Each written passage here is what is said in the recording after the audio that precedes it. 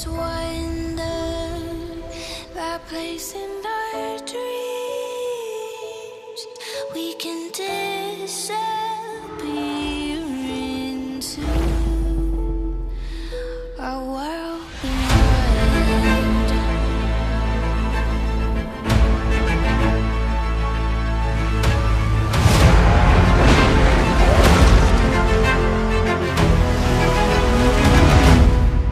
Bring me that horizon. If we can imagine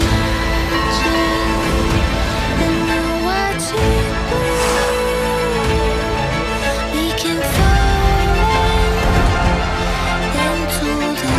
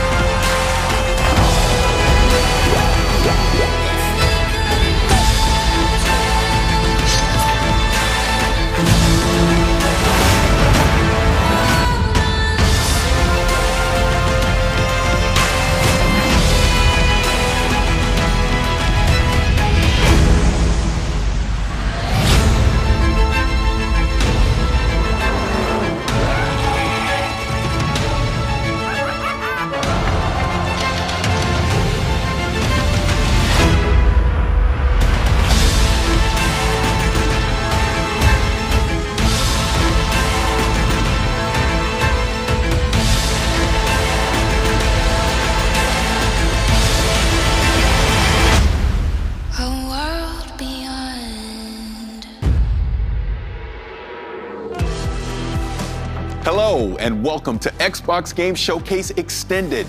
I'm your host, Paris Lilly. You may also know me from Gamertag Radio and Kinda Funny.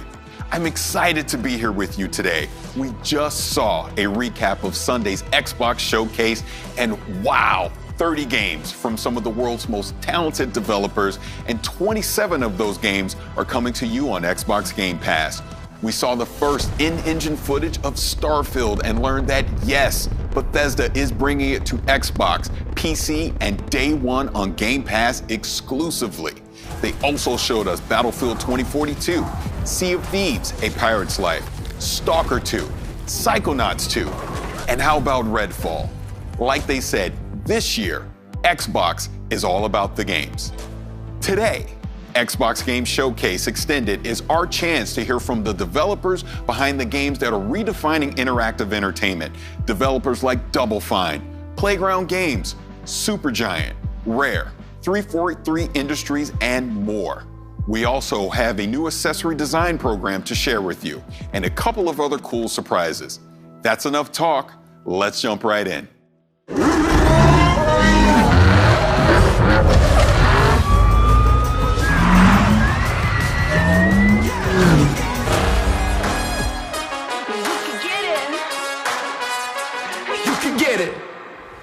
You can see it for yourselves. Forza Horizon 5 looks phenomenal. And here with us today, all the way from the UK, is Mike Brown from Playground Games. Mike, thanks so much for joining us. Hey, great to be here. Now, Mike, Forza Horizon has taken driving fans to Colorado, France, Italy, Australia, and the UK. How did you decide on Mexico for Forza Horizon 5? Yeah, so we knew right from the start that we wanted it to be the largest Horizon yet. But it's not far down the path from that you realize you don't want to go big if it's just going to be more of the same. So we also knew that it needed to be the most contrasting, most diverse open world we'd ever built. And then when you start to look at Mexico, it really is like the whole world in one country. It's got snowy peaks, tropical jungles, epic canyons, amazing beaches, beautiful architecture, incredible historic cities, but also modern cities as well. It really has everything. And then you add in the culture, the music, the artwork, the people, the history, and there really is no more exciting location for the Horizon Festival. Now that we're in Mexico, what are some of the authentic elements that we can expect in the game? Yeah, totally. So we've got the largest and most diverse world we've ever built. And as I mentioned just a moment ago, something that really excited us about Mexico is the culture. So we've worked with creatives from all across Mexico. We've had Mexican artists produce beautiful mural artwork that you'll find on the walls around the game. We've worked with Mexican music acts to produce original compositions for the game. We've worked with Mexican scriptwriters and actors so that all of those Mexican voices you hear in the game will sound really authentic. And perhaps not as obvious, but the other thing that is super authentic is all of our light data and skies. So we had a team out in Mexico with our 12K HDR sky capture rig. We captured more than 400 hours of sky data, and then we recreate that in-game. So all of the light, the shadows, the color information, all of it is recreated in-game based on real light data captured from Mexico. So everything you're seeing there just has that real authenticity, that feeling of reality. Now, we got a peek at Event Lab. Now, what can you tell us about that? Yeah, so Event Lab is a really exciting new suite of tools that will allow people in the community to create whatever they can imagine, really. If we look at the video right now, all of this that we see has been built using that Event Lab tool set. The bowling pins that have been placed, so someone's gone along, they've placed those, and then they've created rules that touch on them as well. So as we see, every time they're hitting them, a rule has been set up such that it gives players points. And then also in that clip, you can see that everyone else in that multiplayer session is hitting bowling pins as well, and all of that is adding into a collective team score. The rules could have easily been set up so that it wasn't a team score, that it was competitive. All of that creative freedom is open to players. It's as a game designer, I think it's the feature that I'm most excited about in Forza Horizon 5. And I would say as a gamer, it's a feature I'm definitely excited about because this really is going to open up some unique features between me and my friends. Now, with the power of the Xbox Series X and the S, what are some of the new technical features that we can expect? So in Forza Vista, we're really able to turn up everything, ramp everything on, turn on ray tracing, and we have the cars looking more realistic than they ever have before, unparalleled detail.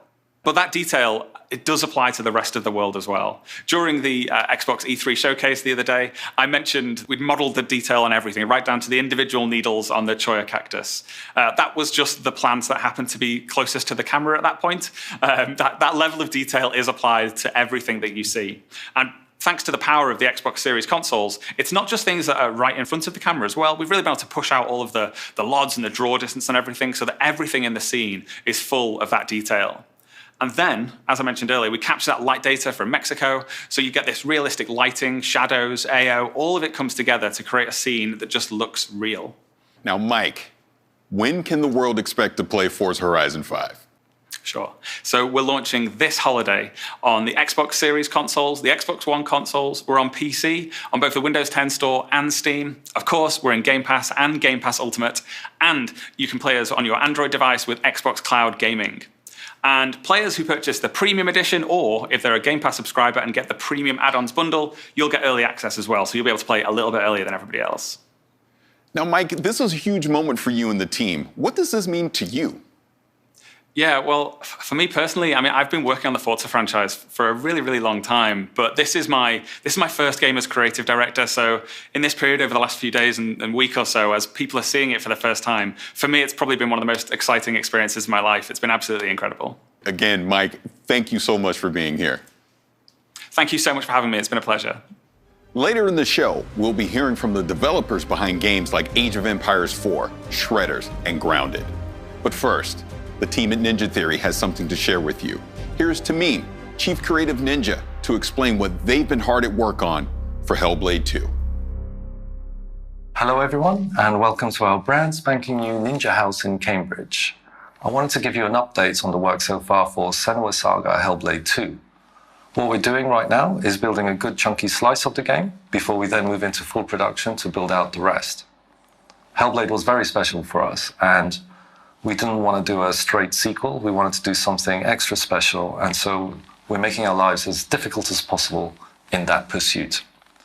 The game is set in Iceland, 9th century Iceland, so we've been sending out art and audio teams out there, doing photography, photogrammetry, and combining it with satellite data to recreate large swathes of the landscape.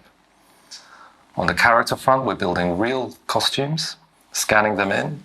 We're collaborating with Epic Games to bring you next-generation digital characters. On the combat front, we want it to be extra real and brutal, And so Melina, our main actress, has been training for 2 years, and all of our animators have undergone combat training. And so what you're going to see here is not a trailer, it's not a gameplay reveal, but rather a montage of the kind of work we've been up to. Hope you like it.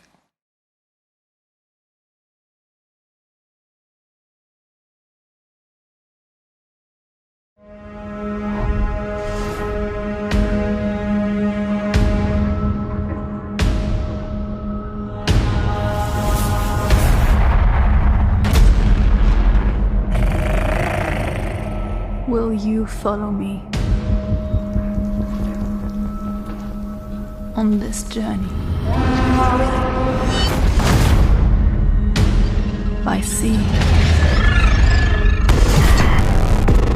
by land, and dreams, through the valleys of despair, over the mountains of rage, to the depth of fear in my mind. You might see me as weak, but I will show you what lies behind my eyes. With our swords, we will forge new stories to strike the gods that haunt us. We will embrace our suffering, soothe our scars of grief, and break their siege of our minds. They may see them as gods, but we will show them what lies behind our eyes. Gá í á fjalli, þess njóta.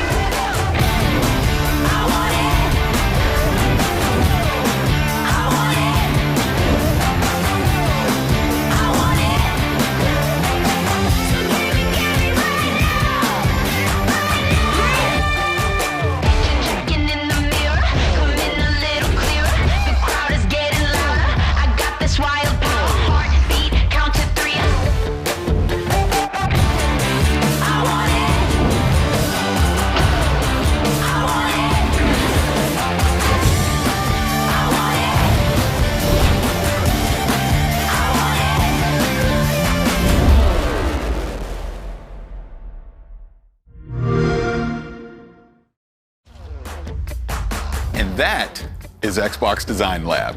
And here to tell us more about Xbox Design Lab is Naveen Kumar. Naveen, thank you so much for joining us. Thanks, Paris. So, what is Xbox Design Lab? Design Lab is a controller customization service on Xbox.com where you can choose nearly any color combination you want for your controller and really make it yours. You can design a controller based off your favorite video game character, your favorite sports team, or whatever inspires you. And you can think of Design Lab as your own personal design studio.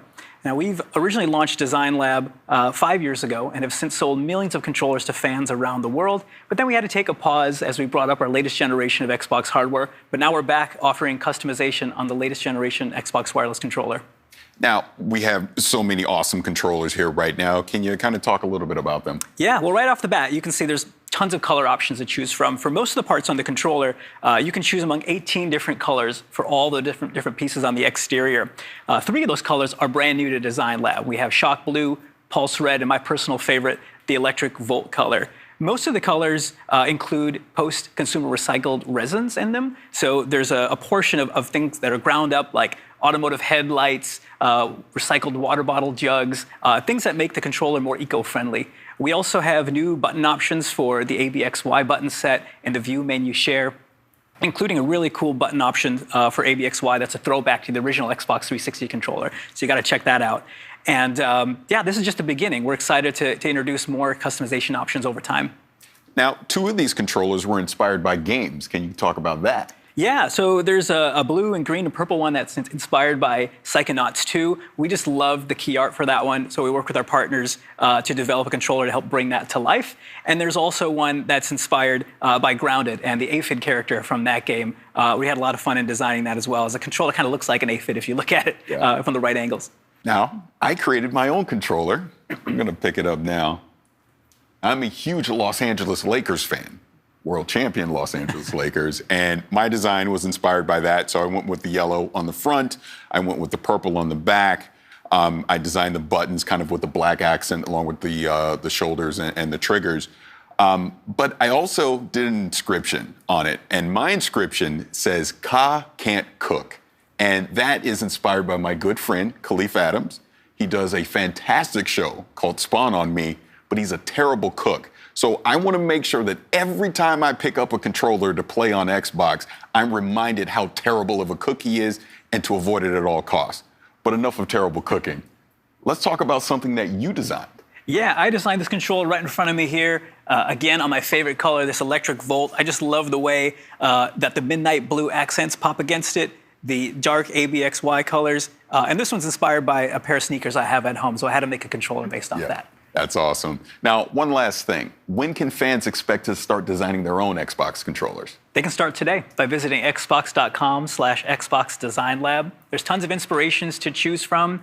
Customization is really fun. And we're shipping controllers to US, Canada, and most Western European countries. And these make great gifts, whether it's for yourself or that special gamer in your life.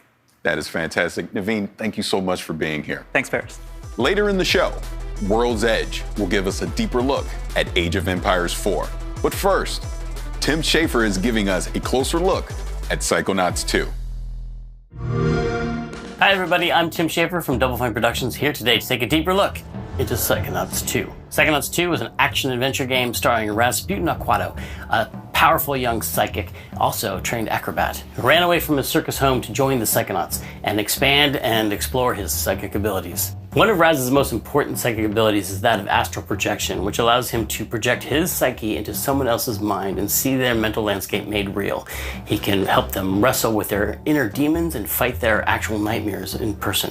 Which means that the levels in the game are actually brains. And Psychonauts 2 has even more brains than the first game. One of the first brains you'll get to visit is that of Caligosto Lobato. Now, Dr. Lobato was actually a villain in the first game, but after Raz fought him, they kind of became friends. He actually has a piece of information that Raz wants, which is who kidnapped Truman Zanotto.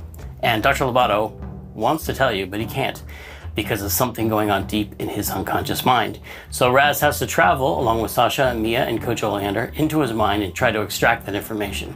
And there's a lot of forces at work inside Lobato's mind, maybe put there by someone else, who are trying to stop you, including some of the enemies that you might recognize from the first Psychonauts game, including the Censors, entities designed to stamp out thoughts that don't belong in someone's mind, including Raz, who doesn't belong here. But you also see a lot of new enemies, such as doubts and regrets. Lobato's mind is plagued with doubts and regrets, and they're very dangerous for Raz. Did I mention there's a lot of teeth? Have I mentioned there's a lot of teeth? There's a lot of teeth. He's an amateur dentist. He doesn't know a lot about teeth, but he really, really likes them. Luckily, to fight all these enemies, Raz will have his psychic powers, including his powerful psychic punch, where he has these hands that extend psychically from his body into a powerful melee combo. He also has his psychic blast, where he can shoot a powerful energy beam out of his brain.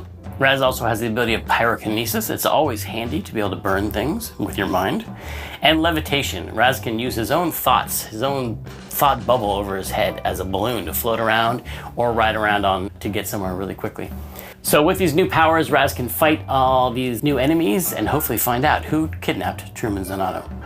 Now, while Truman's been kidnapped, the person running the Psychonauts is Hollis Forsyth, the second head of the Psychonauts. Hollis is also the head of the intern program, which is what Raz has joined now that he's become part of the Psychonauts.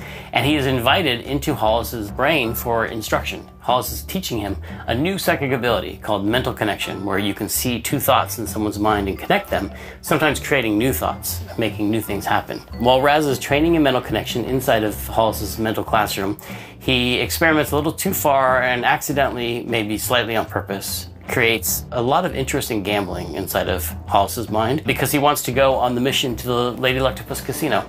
Unfortunately, this connection leads to more connections, and eventually the whole thing gets out of Raz's control, and Hollis gets way too interested in gambling. And Raz has to go back into her mind, where he finds out that her memories of medical school, and where she studied neurology, have been corrupted by this gambling interest, and it becomes a casino hospital. And Raz has to actually go in there and engage with all these gambling machines in order to shut it down and return Hollis's mind back to normal. And she's gonna be really mad. Inside Hollis's mind, you'll see bigger, tougher sensors that have turned into bouncers inside the casino, and also a new enemy called Bad Idea. Bad Ideas spawn actual nasty-looking light bulbs over their head that become dangerously explosive and blow up in Raz's face. Now, headquarters. One of the things that happens in Psychonauts 2 that's most exciting to Raz is that he gets to visit the headquarters of the Psychonauts themselves, which is called the Mother Lobe. This is the center for all Psychonauts activity, and Raz gets to see his old friends Sasha and Mia, who were counselors at summer camp in the first game. He now gets to see where they work. He gets to see their offices, he gets to see their labs, he gets to see their co-workers, other agents in the field, but also he gets to see the admin and maintenance staff as they go about their business and hang out in the cafeteria, and sort of the everyday happenings of what appears to be normal in the Psychonauts world. There are a lot of little hidden pathways and treasures around the base that he can find, side quests and scavenger hunts and things that you might recognize from the first game. There's a lot of characters to meet, a lot of fun things to discover, a lot of secrets about the Psychonauts themselves, and the lore of the founding of the Psychonauts, including the Psychic Six, who were seen on stumps around the campfire in the first game, but now we get to go much deeper into the story of how they played a part in the founding of the Psychonauts, how they were brought together and recruited by Ford Cruller and turned into this amazing international espionage force. One of the things that was so important about the first game was exploring this natural environment around the summer camp, all the little hidden paths and caves where Raz's adventures took place. And so in the second game, we've expanded on that. There's an even bigger natural environment, multiple natural environments around the headquarters that you can explore. There's a quarry outside the Mother Lobe, which is where they dug out these massive deposits of Titanium. Titanium, this psychoreactive mineral that amplifies and changes psychic powers. There's lots of secrets around the quarry, lots of abandoned mines and caves and things to explore.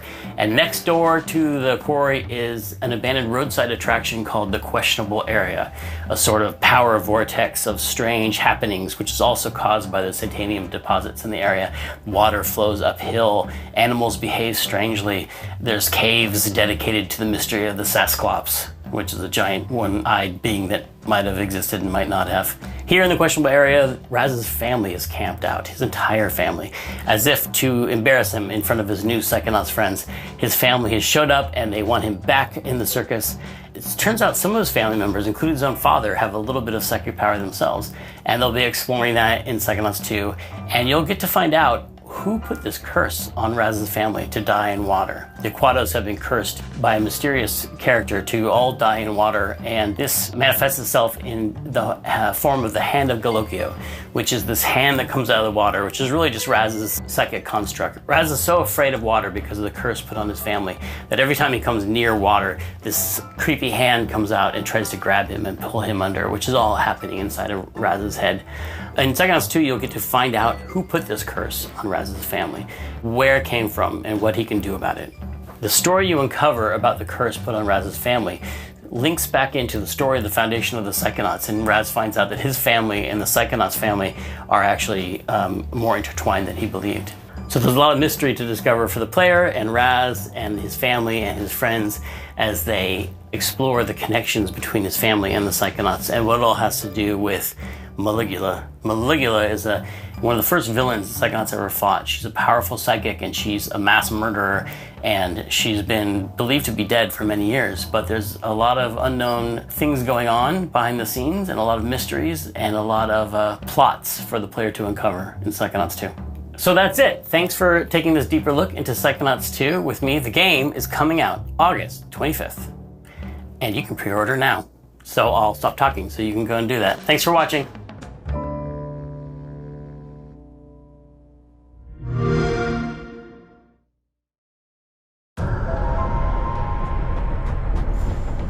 Hello? Nessa! Liu! Lance! Get on! Thanks. No problem. Stick together and let's do this. this a disco? This I do not like. I could use some help! Hit your pulse! This is not good. This is not good. What if we open the doors and run? Just run. No stopping, no shooting, just straight to the bridge. Get that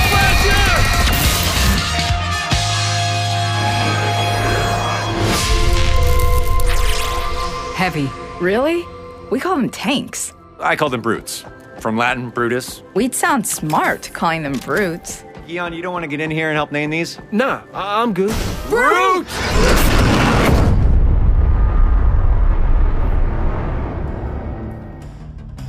The Anacrusis is looking like a game I didn't realize I needed in my life. And here from Stray Bombay to tell us more about the Anacrusis is Chet Felicek. Chet, thank you for being here. Oh, thanks for having me. Now, talk to me about this game, the Anacrusis. What's the concept? How did you come up with this? So I grew up with late 60s, early 70s sci-fi. I love that stuff, right? Logan's Run, Yes. Battlestar Galactica, Space 1999. That wasn't cheesy to me or campy. That was just the way sci-fi was. And so we wanted to set a game in that world, right? We have those cool colors, cool shapes, fantastical sci-fi weapons and creatures. And then it also lends itself to, we wanted something that was positive about the players, the characters, you're working together. Sure, there's aliens. Sure, you're fighting them. Sure, you're trying to save Earth.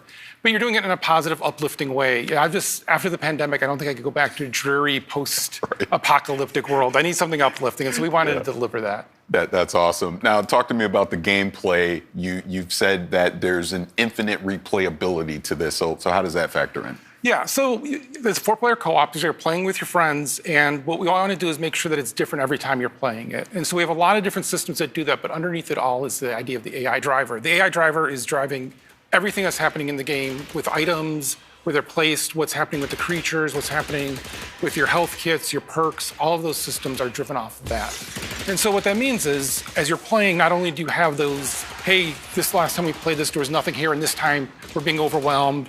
And then you also have those peaks and valleys so that you have some downtime, and then you have some really big uptime in it, or a lot of combat happening in it. We're also monitoring how the people are playing. So if you're first time playing and your team isn't doing very well, we'll put health kits right on the main path for you to find. And then if you don't find them at first, we'll spawn a couple more later. But if you're really good, if you're really killing it, well, we might not put anything on the main path. And so if you want to go find your perks or if you want to go find new weapons, you have to go off that main path and go search for that. And it makes the game just a little bit harder, but in a way more interesting way than just saying, hey, let's double the health of all the enemies. Right. And then we do something we actually look from session to session as well. So if you play with the same 3 friends every week, and you guys have been killing it for 10 weeks in a row, well, let's mix it up for you. Let's just throw something crazy at you that you've never seen before and a million aliens. And we can do that because normally when you do difficulty, you've got to be here because you don't know what happened before or after. But here, we have these really big peaks and valleys, so we can bring you to nothing for a little bit and then have it go crazy. I love that it's scaling to your basically your skill level, right? Exactly. So that's fantastic. Now, kind of deeper dive more into the perk system that you're going to have in the game. So for the perks, we looked at a lot of games where you start with, let's say, a class-based thing. And then, if you're playing with your same friends, well, I'm going to be support, you're going to be carry, someone else will be help. Like, we kind of get into a rut of what systems we're playing and how we're playing. And so we want to be able to mix that up so that every time you're playing, you're also kind of choosing your role based on the perks you're getting. So perks come in this thing called the meta compiler. And you have to go find the meta compilers in the world. And once you find one, you'll have from 1 to 3 perks to choose from. And then over time, you're essentially building a deck for your character. And so you might have it where, if you saw in the trailer, there's a pulse, which is kind of like a melee shove. Well, you can invest into that, and you can have one that you can now recharge your pulse faster, and now it protects your other players around you. And then it gets more powerful, and you can actually do damage with it. So all of a sudden, you went from being a support character playing in the back to leading the charge going forward and knocking down aliens and everyone else blasting them. Or you'll get a bunch of perks that are about investing in one weapon and making it where when you do headshots, it actually does damage to other aliens around. So now you're the sniper hanging back. And so it's really mixing up that kind of experience that you're having. And you'll earn these perks as you play. So the more you play, the more perks you have. But since we want the game to always be great to play with your friends, if you've been playing, let's say you play with me. I've been playing 400 hours. You're brand new. Yeah. Well, we share the perks. So you get all the perks that I have available to me as well. So that way you get to have that experience of all that craziness in your game as well. Because it's all about having fun with your friends. Right, the shared experience with your friends. Now, we kind of already talked about the inspirations, like 2000. I looked at that and it was like 2001 Space Odyssey was the first thing I thought of. But let's talk more about the enemies in the game. What was some of the inspirations for that? So the enemies is we kind of look at it of how we want the players to behave as well as feel. And so we bring in outside playtesters every week. They play our game, we watch them, and what we'd see is really good teams would stick together really tightly. And even if we send something like the Brute at them that spreads them apart, they'd quickly form back together. So we created something called the Spawner. Yeah. And this is just a good example of kind of how we approach the design. The Spawner you hear off in the distance, and you'll hear it, and you know what it's doing. It's spawning things. It spawns these little turrets that come at you. They're not the worst thing, but they're going to be unrelenting until you kill the Spawner. And so you'll be sticking with your team, and you'll be like, oh, wait a minute. If the Spawner comes now, and this turrets come, and we've got a guy down, we've got to go over there, I'm not sticking with my team. I'm going to go hunt that thing down. I'm going to go kill it. So you go run off, you kill it, you're feeling good about it, and then all of a sudden you realize, wait, where are my teammates? I'm all alone. There's other specials here. Oh, I'm in trouble. And it's trying to create those kind of moments where it's mixing it up, where you always want to have it where it kind of almost takes turns of one player's the last one surviving, they're the last one up, and they're helping everybody else up and get it going. And so really looking at having those enemies give you those moments for how it affects the players. Bonus question for you. What does the anacrusis actually mean? So anacrusis is a musical term. It means the notes before the song, the little kind of intro. And for this, we have a character, Boris, that you never meet. And all the players just talk about it, because I thought it was fun to have this character that you never really are sure who they are because it's everyone else describing it. And she named the barge that you're on, that you're launching these missions, the Anacrusis. And her thought there was, this is not the main event. This is not us against the aliens with fighter pilots and everything else. This is just regular people. This is the pre-battle to the battle. This is finding out about these aliens and what just happened.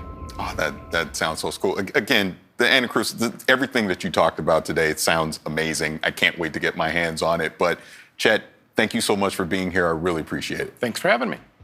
We've got so much more coming in today's show, including Obsidian Entertainment with Grounded, iLlusions and Let It Roll with Shredders, and 343 Industries with a deeper dive on that incredible multiplayer trailer for Halo Infinite.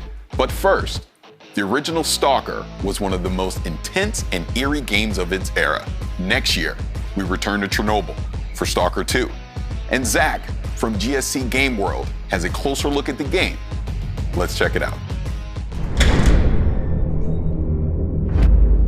Hi everyone, it's Zach from GSC Game World. It has been several days since the gameplay reveal of Stalker 2. Our game now has a subtitle, Heart of Chernobyl, and a release date of April 28, 2022. By the way, the pre-orders are opened for both PC and Xbox. You're obviously here willing to learn more, so here are several details about Stalker 2, Heart of Chernobyl you probably didn't know yet. So let's dive a little bit deeper in our trailer. This section of the trailer is a bandit's gunfight on the chemical plant. You can see the actual in-game animations of picking up the weapons and installing modifications on the go. The thing is, you can notice the teaser of a new faction. We are not showing the exact moment right now because we wonder if you can discover it yourself. You may actually recognize the exact location on the swamps. If you played Stalker Clear Sky, you may remember this place. The time did the job, but the tower is definitely still there. Also in this scene, you can see a brand new detector Skiff is using for the artifact hunt. Because of its form, it's called Gilka, which actually means a branch in the Ukrainian.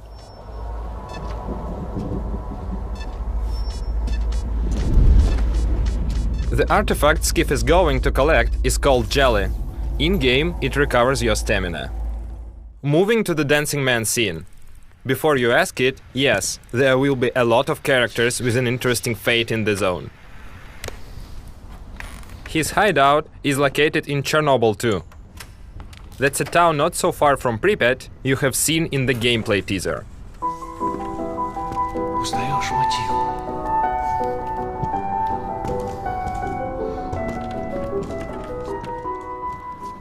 Вот это культура! А ты одно и то же по кругу лобаешь.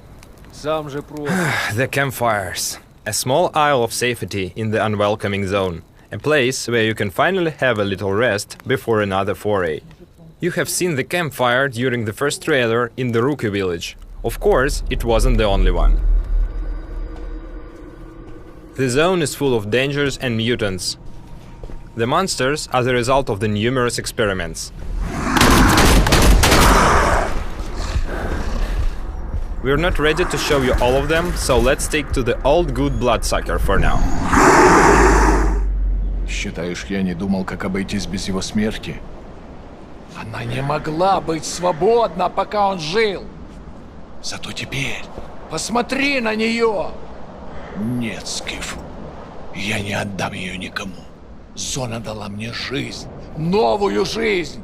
Жизнь, которую я готов вернуть, если потребуется. Я буду защищать ее. Всегда. In this rooftop scene, we are truly proud with the quality of the animations. We made a small behind-the-scenes video from our motion capture studio. The face photogrammetry process makes the final result as close to the reality as possible. Она не могла быть свободна, пока он жил. Я буду защищать ее. Всегда. The Gauss gun you're seeing in this section is one of the most powerful weapons from the arsenal.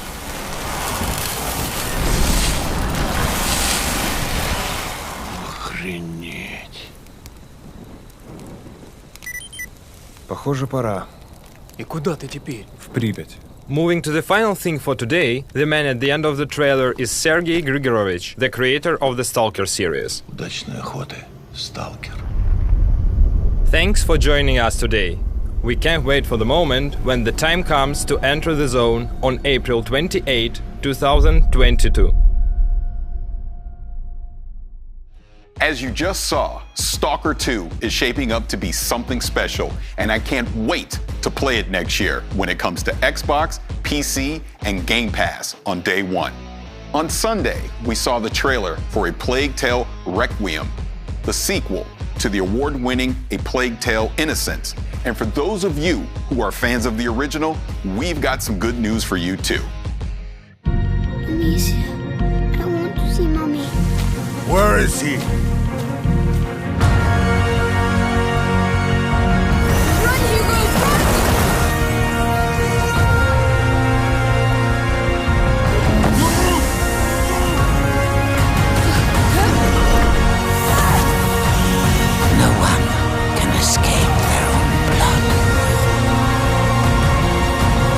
Call this odorous.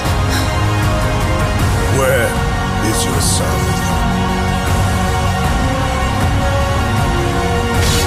You have come to challenge me?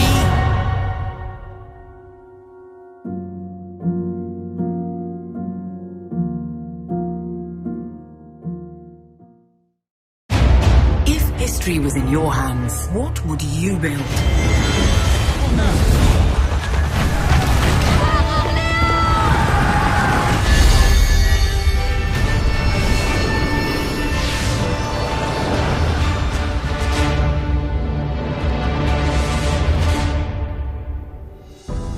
The King is back, and here to tell us more about Age of Empires 4 are Adam Icegreen and Emma Bridle from World's Edge.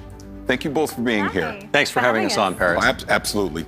my legacy Age player. I'm excited for this. Now, you had some news at the briefing. Can you kind of talk about that a little more? Well, I mean, fans got to have their first looks at two more of our launch civilizations, the Abbasid Dynasty and the French. Yes. And they bring a lot to the table, totally different ways to play. But I'm really excited to show them those. And then also, people got to see their first taste of naval gameplay, which we haven't shown off at all, except for a little teaser at the end of fan preview. Paying off that tease. And we also revealed one more of our campaigns, the 100 Years' War, and Joan of Arc made an appearance. We also announced that the game is coming October 28th, and it's coming to Windows Store, Steam, and of course, Game Pass for PC. Now, earlier you mentioned the two civilizations, the Abbasid Dynasty and the French. Can you kind of go into detail about that? Sure. Yeah, I guess I'll start. the Abbasid. So the Abbasid dynasty is this amazing technological powerhouse of a civilization that has a really unique mechanic that we're bringing to them in Age of Empires 4. It's actually unique across all the civs that are in the game, in that they construct this bastion of knowledge called the House of Wisdom, and they can keep upgrading it with different wings, and that gives them a host of incredible technologies that leverage their army, their economy, their resources. But beyond even that, they have an incredible amount of fun units, especially camels. Unique to the civs again, the launch civs for Age of Empires 4 is camel units. And these camels have amazing abilities to buff the other units in their armies. And so you have these wonderful diverse mixes where you always want to be throwing different units together, but always including camels for the different kinds of buffs and advantages you can give to your civilization. It's great. And the French are really, really strong with trade. They've got some great options that are going to make your late game really, really interesting. They have a landmark called the House of Commerce. And for your units, you're going to really want to focus on knights and lancers. Those are your powerhouses. But the French actually made an appearance in the trailer as part of the 100 Years' War campaign. And as you can see, Joan there, I'm actually wearing her around my neck. She's a feminist icon from history. This young woman who led with her convictions and led a battle, and she was a teenager. And so she's beloved. She's in Age 2 in a campaign, and so we know Age fans are going to love seeing her again. And the 100 Years' War, with the multiple missions, like the Battle of the 30, are really going to bring that period of history to life. And all the live action footage that you saw in the trailer on Sunday, that's all from within the game. Wow. We have these multiple documentaries that will play between the missions to storytell and really bring it to life as you journey through the 100 Years' War. Yeah, taking a completely different approach to how we're telling a story in... Matter of fact, I don't think I've seen any game that does what we're doing in terms of how we're showing the story and how we're getting people involved with history. So it really, super exciting. Really brings it to life. And I've learned things about English history from these documentaries I didn't learn in school. So they're educating as well as moving the game forward. Now, community feedback is always important in any game, but especially in something like Age. Now, how have you taken some of that feedback into development for Age 4? So we formed a community council back in 2017. We wanted our community and our players to have a seat at the table for development. We're making the game for them. So they've been hands-on with the game for a really long time and giving us their honest feedback. And we then take that to the game team and they look at making changes based on what they've told us. So they've influenced things from the look of the UI icons, the influence system that's built into Age 4. They really, really helped us with their viewpoints make the game better. And one thing they really pushed for actually was naval. Yeah, it's amazing. We actually, if you look at a lot of the data, we see data on all of the Age of Empires games that people play.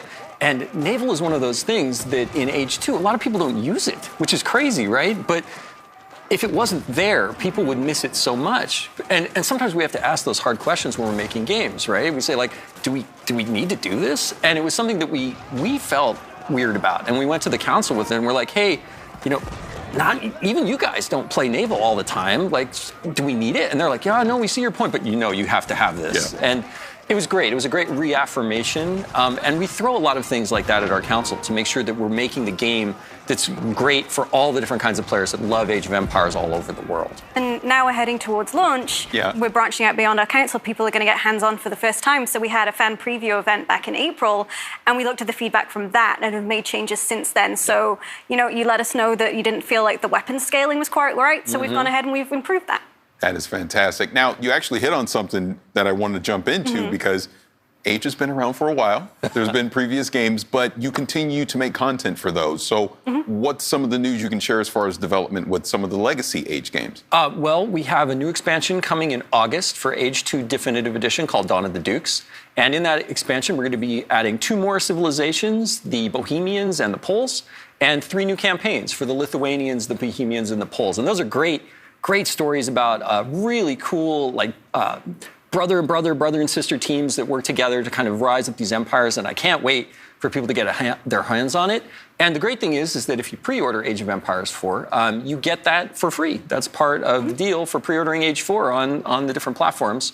And for Age 3, of course, because we don't want to leave them out either. No. Age 3 Definitive Edition, we're hard at work on an African PDLC with new civilizations and campaigns. Cool. Yeah. And I can't wait to show more, but we're not ready to talk about that one just yet. But if you don't want to miss out, go to ageofempires.com, become an insider. You get little sneak peeks at things we've got coming and chances to get hands-on with content early. Yeah. Now, shifting us back to the present in Age 4, what's some of the things people can expect as we lead up to launch? Well, we've got a bit of an exclusive for you today. We're going to name our remaining launch civs and our remaining launch campaigns. We're not going to show them just yet. That'll come closer to launch. Mm-hmm. But our 2 remaining civilizations are the Holy Roman Empire and the Rus. And the names of our 2 remaining campaigns are the Rise of Moscow and the Mongol Empire. All that sounds fantastic. Please. No, I was just going to say I'm so excited. I get all gushing about things like this. You're going to have to wait a little more to get information and see more detail on those civilizations and campaigns, but we've also got a ton of stuff planned. We have a beta that's going to be coming up. Mm-hmm. So you can go to ageofempires.com to sign up be an insider to get in our beta and get a chance to actually get hands-on with the game. Mm-hmm. And then, of course, again, we're launching October 28th. Yep. How long to wait? On Steam, on Windows 10, and on Game Pass for PC. Mm-hmm. So it should be great any way you want to play.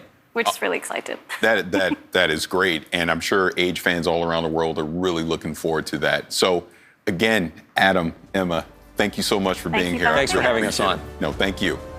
Massive battles across land, air, and sea have been a hallmark of the Battlefield series from the beginning. In this next video, design director Daniel Berlind will tell us more about what DICE can do when it brings all-out warfare to the world's most powerful console. Incoming fire!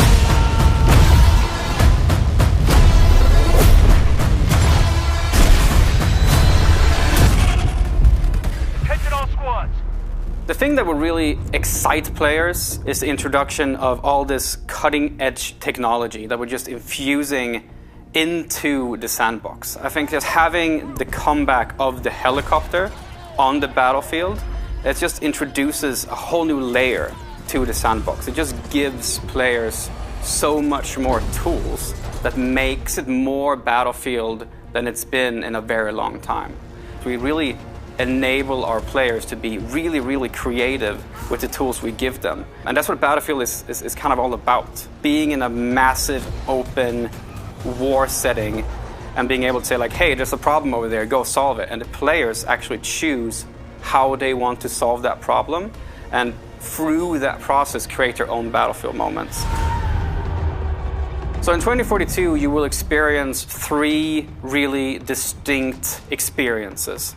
The one we're talking about right now, we're talking about today, is the experience that we call the all-out warfare experience. Now, this is the place you go in 2042 when you want to have those classic Battlefield experiences, this massive war where it's, air, land, and sea just coming together in these massive battles. But we've actually made a distinction between 2 separate experiences within the all-out warfare experience, and that's Conquest, which is very much a staple for our franchise. It's something that our fans know and love, and we're just taking the Conquest experience to the max this time around.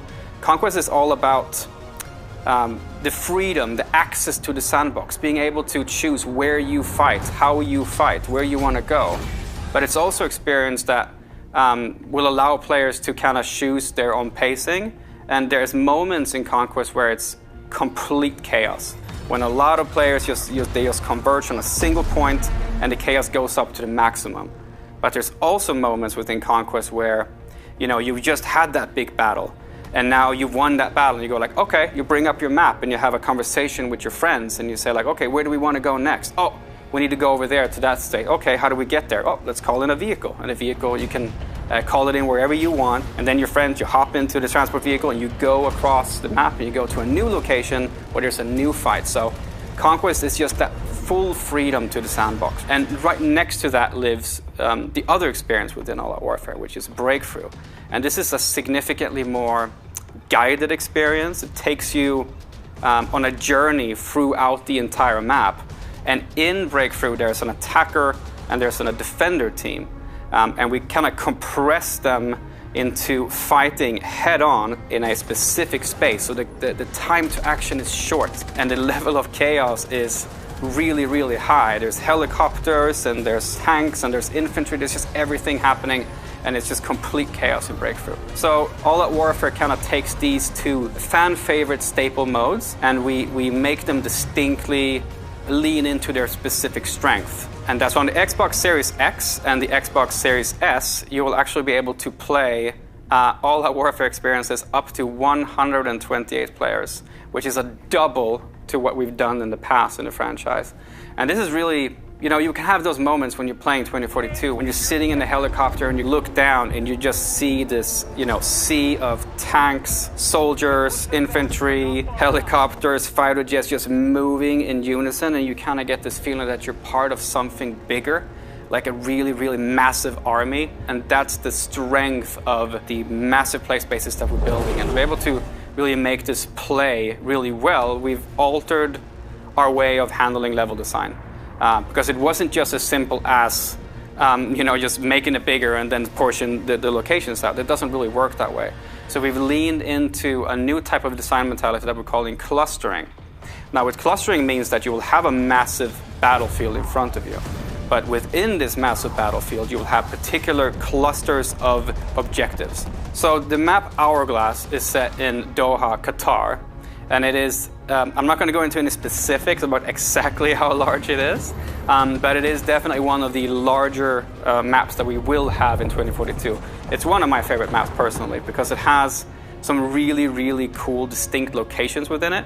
Down to the south of the map, you'll have a fully destructible village. And this is a great space for infantry and vehicles alike, because as a Battlefield player that infantry is skulking around inside the buildings, but when you're in your tank or your attack helicopter, you can just can destroy those buildings and get access to the infantry. And you can go further east and you'll find a bunch of high-rises, skyscrapers. And so there's a whole section there where you can enter the skyscrapers, you can go up to the top of them, you can zip line between the roofs, have fights in between the rooftops. But if you want to change it up even more, you can basically skydive off of the skyscrapers. And if you're playing a particular specialist that has access to a wingsuit, you can actually glide across the entire map space and get yourself all the way over to the stadium, which is on the east side of the map. And the stadium itself, it's a place you go when you really want to just take out your shotgun and have some close quarters combat. So the mentality here of building larger maps, but creating locations within that map where there's a particular type of gameplay. And with the Conquest game mode, for example, you will also see the fact that if you want to capture the entirety of the stadium, it's not just to go there and capture one location. You actually have to capture multiple locations within the stadium in order for you to to consider it yours, that your team can actually get benefits from it. So lots of dynamic moments on Hourglass. And if you saw in the gameplay trailer as well, there's a massive wall of sand moving across the entire gameplay space. So what happens when this massive wall comes, of course, it engulfs you in the storm itself. But as it passes by, it leaves the entirety of the map in a different mood, in a different light, and it changes the visibility for the player. And this is a really good time for you to lean into our Plus system, where you have the capability to actually alter the customization on your weapon. But I'd also like to mention, though, that the wall of sand is one thing, right? But there's also the possibility of the tornado.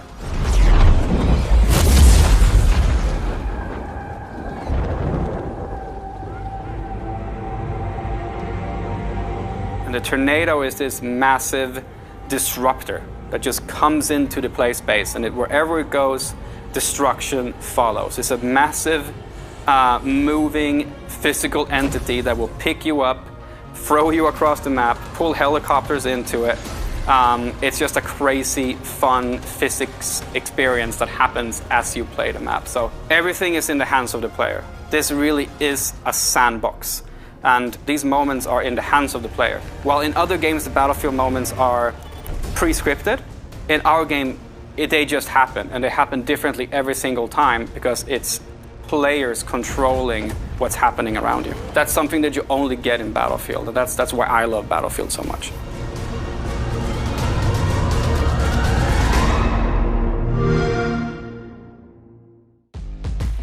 Epic action at an epic scale is what we all want from Battlefield 2042, and DICE looks poised to deliver. During the showcase on Sunday, we announced an exciting collaboration between Rare, Xbox, and Disney. With Sea of Thieves, A Pirate's Life, a free update which brings Captain Jack Sparrow and his crew sailing into the Sea of Thieves. Today, we're premiering a brand new trailer showing some of the gameplay you'll experience when you team up with Jack Sparrow for this all-new adventure. I can't wait to be a part of this crew. Let's take a look. You will always remember this is the day your crew was joined by Captain Jack Sparrow. To the Sea of Thieves. Quick as you like. Chop, chop. It's time to bridge the worlds and take our rightful places as lords of the sea. Now we have awoken, and we are hungry. Perhaps I'll take ye on the grand tour of me fallen kingdom. I was starting to think you'd taken a tumble. Not everyone's as steady on their feet as I am. This is the first place I've found where everyone appreciates my uniqueness. They're coming aboard! Keep your crusty claws off me! Davy Jones wishes you destroyed, and I shall oblige him. What is that infernal noise? That's Captain Infernal Noise to you, mate! Sparrow! Destroy that statue, and there'll be the double to pay! Enough of this! Hear me, my daughter! Come more than beast! Whatever they've told you, it's not true. Unless it's flattering, in which case, it's all true, but they left out the best bits. Savvy? Hey everyone, Joni, executive producer on Sea of Thieves here. So we've shown you the cinematic trailer, we've shown the gameplay trailer, but there's still more to come. So on Sunday at 11 AM Pacific, 2 PM Eastern, 7 PM UK and 8 PM in Europe, we have the Sea of Thieves A Pirate's Life showcase. So this is a real deep dive just into all of the details behind this collaboration with Disney. How did we bring Jack Sparrow into our world? How did we capture his humor and his charm and all of the kind of characters that are coming in as a part of this? You're going to get a first look at a couple of tales and actual gameplay of those. We're going to get some behind the scenes interviews with our development team and also just to chat with us and with Disney just about how this collaboration came to be. So it's going to be amazing. I hope everybody tunes in. So we'll see you on Sunday.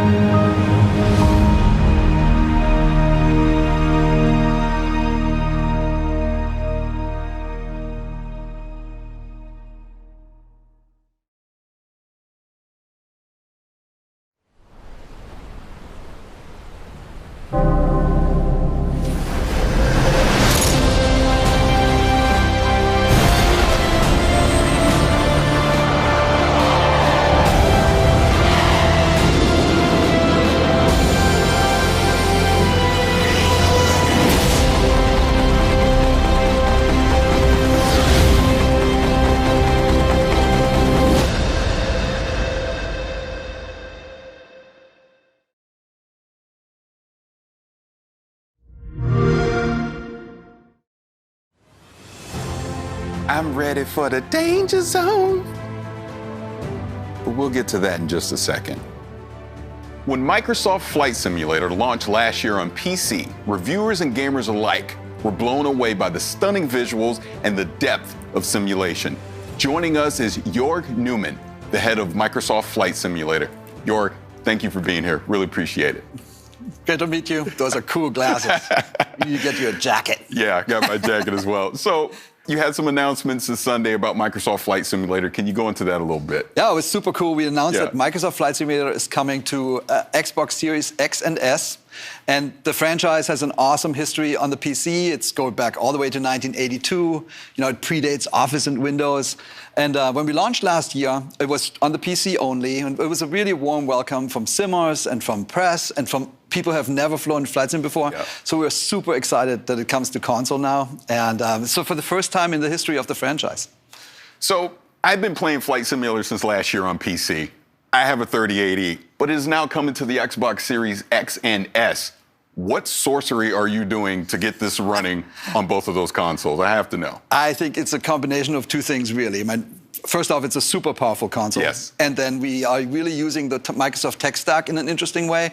So as you know, Series X and S is like a beast. The GPU is awesome, super powerful CPU with multiple cores, RAM, fast RAM. We can run in 4K. That's super important for planes because you sit there in the cockpit, you need to be able to read all the text. SSD, fast internet. So it's basically the equivalent of a really powerful high-end PC. And on top of that, on Flight Sim, we're using the Microsoft stack a lot. Like we have 2.5 petabyte of data.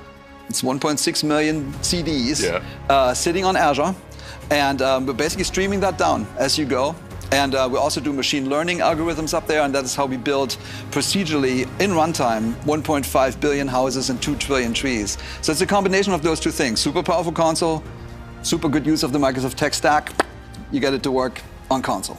That is fantastic. Now, with Xbox Game Pass and with it coming to console, you're going to expose Flight Simulator to a lot of new gamers, right? So what are some of the things that you're going to do to make it more accessible to a wider audience? So you're exactly right. We had a little bit of that last year when we launched because we knew the flight simmers, that's their hobby. They came in, they know everything about aviation, they know exactly what to do. But we had a lot of people come in through Xbox Game Pass on PC and basically tried for the first time. So even on the PC launch, we did a bunch of work on onboarding with tutorials. We gave some assistances. But now for this Xbox version, we're actually doing a ton more. And I actually brought you a little video. And so there's 5 things we did. The first thing, if you're becoming a pilot, the first thing you do is you do a discovery flight. It's basically, you know, you have a flight instructor next to you. He does most of the work, he or she. And you get to steer the plane and feel really good about yourself, right? And so we said, we need to recreate that. So we picked 10 places on Earth, like some of the most compelling places, like Mount Everest, or Rio de Janeiro, or New York, or the pyramids. And we basically put you in a plane, it's ready to go, it's beautiful weather, and all you need to do is fly and have fun. And it really is an onboarding experience, is super good. And then we noticed on the PC side that people really love to explore the world in Flight Sim. I did that. I've spent like a month in South America, and I've never been to South America, and it was super cool. But it was only visuals. And you know, so you didn't quite understand how everything fits together. So now we added labels, and Bing has all these labels basically for every POI, like famous place or river or mountain. So we have all those now, and we put that into the world map. And even if you go down and you try to plan out your flight, you can now see all the cities around you, and it totally transforms the experience. Same in game. So we now have labels in game where you see, you know, here's Everett, over there's, you know, whatever, and you learn about the planet more, and it's a much more enriching experience, just experiencing the planet. Oh, yeah, absolutely. Yeah, the next thing we did is we revamped the tutorials. We wanted to basically smoothen out the onboarding experience. We wanted to retain knowledge more. So we had 8 tutorials on the PC, now we have 22. Oh, wow. And they're shorter, they're much more focused, and we have a performance indicator system. So basically it rates you and how you did, and you get a score. And honestly, I can speak for myself. Like, I'm totally motivated to get better and better and better. And with that, you learn more and more how you really fly. So it's been super successful, and I think it's going to help newcomers a lot. The next feature that we have it's called Flight Assistant, which I use a lot. It's basically, so imagine you fly over New York and you see you want to actually just look at the landscape and look at the city, but you know eventually you want to go to Brooklyn Bridge. So on the flight instructor, you can now flight assistants, you can now click on, go to Brooklyn Bridge, and the AI, almost like a co-pilot next to you, will fly you to the Brooklyn Bridge, and you can just look around and have an interesting time. Same with airports, which are sometimes challenging for people. Like you can click on the airport and say, please land me at, say, Newark Airport. And then the last thing is, if you really get yourself in trouble, like you stall out the plane or something like that, you can actually now click into, you can now go and basically say recover. And it's almost like the pilot is sitting next to you. It's super helpful. I think that people will love it. And the last thing was, you know, we learned that everybody's good taking off, but some people are hesitant to land, specifically when you look at like big international airports and they seem scary and you need to talk to the air traffic controller and all that, super technical. So we added a new feature called Land Anywhere. Just let them land anywhere. And then when you do that, the first thing you see is 71% of the planet is water. Yes. So we added basically floats to a bunch of our planes, and you can land everywhere now in the ocean or in rivers or wherever. Same with snow. So we have skis on our planes now, and so you can go to the polar regions, mountaintops, or when it's winter, because we have winter, when it's snowing, you can now land anywhere. So I think those 5 things in combination will really make it easier for people who have never been in a flight sim, because it's, you know, we made a decision not to dumb down the flight sim. It's not easier. It's not gamified. Right. Like we gave assistances to help you learn how to actually fly a plane. I think we're going to achieve that. So, one thing on PC is there's a ton of flight accessories that you can use as far as various peripherals and controls. What are you going to be able to bring to the console that can somewhat replicate that experience? Totally, yeah. It's a good news story. So there's 2 really good flight sticks already on the console. It's the Thrustmaster T-Flight HOTAS 1, if you have that. And then there's also the HOTI HOTAS flight stick. Yep. And so we fully support those 2. And then we worked with all the main top-notch peripheral makers, both on PC and Xbox. And all I can say is there are going to be some really good announcements coming up. Yeah. And for Core Simmer, I can say you can now play. We have the software to have a full Core Sim experience, and we'll have the hardware on Xbox. All for the first time on a console. It's going to be great. Oh, that's going to be great. Now, we obviously had the funny start with the Top Gun Maverick expansion pack. You announced that. But can you go into a little more detail about that? Yeah, I mean, you can expect. We couldn't be more excited, right? Like, I mean, it's really like a dream come true. If you think about entertainment and the franchises that celebrate aviation, you will actually come to Microsoft Flight Simulator and Top Gun, and it's a perfect marriage. So I can't say that much about it because the movie obviously is, you know, keeps everything under wraps. But if you watch the trailer carefully, you saw there's some FA-18s, and there's an aircraft carrier. There might be another plane. And then I can say is we're going to go fast, like really fast, and we're going to be in the danger zone with this one. That is going to be great. Really looking forward to that. Now, as we wrap this up, there's not much else you can say about the Maverick expansion pack, but what else can people expect from Flight Simulator in the near future? A lot. So ever since launch, we said we're going to launch and have a new update, like a big, meaningful update every single month. And we launched 9 months ago, and we had 9 updates. So we have something that's called World Updates, where we just pick a zone on Earth, like the United States or Japan or like England and Ireland, and we make that really better. Like we get the the best possible satellite imagery. We create an elevation map that basically makes the mountains look better. We create 3D cities. Like after launch, we launched London and Paris, and we also make missions. So we celebrate the planet, like with these updates. And we're just going to go around the planet. We're shipping 2 more this year and 6 more next year, and then. We also have something called sim updates, simulation updates, where we work with the manufacturers of planes, with the flight sim community out there that knows tons about everything, and also with real-world pilots. And we're basically making the sim better and better. The goal is to make the ultimate sim. Yeah. It's the perfect thing, totally authentic. And then on top of that, you should expect the unexpected. Just like with Maverick, which I don't think people really saw coming, there will be more of that. And I think all I can say is it'll get the gamers and the simmers both their hearts pounding. So keep watching the skies. That is awesome. Now, again, I'm so excited that more people are going to get to play Flight Simulator. I've been playing it on PC. I love it. I highly recommend everyone do the flight from LA to Paris. It's really good, very cathartic. But as we get out of here, I want to thank you so much for taking some time to talk about Flight Simulator. Can't wait for that expansion pack. Thank you so much. It was awesome. Thank you. Still to come, we have Grounded, Shredders, and of course, Halo Infinite. But first, one of the best PC games of 2020 was Hades, and it's got a ton of awards to prove it. Here's a closer look at what we can expect from Supergiant Games later this year on Xbox Series X and S. We just announced that Hades, our Game of the Year winning roguelike dungeon crawler, is coming soon to Xbox, and I want to introduce you to some of the gods, ghosts, and monsters you'll meet in our rendition of the ancient Greek underworld. You don't need any prior interest in Greek myth to get into Hades, but as you play, maybe you'll get to wondering how much of this stuff comes from mythology. The answer is a whole lot. Greek myth is filled with wild, fascinating, often contradictory stories of these larger-than-life characters. The Olympians are a big, complicated family, always bickering and always pushing each other, and their portrayals in classical mythology inspired our portrayals in Hades. Let's start with Hades himself. What is it now? I've a mountain of infernal parchment work.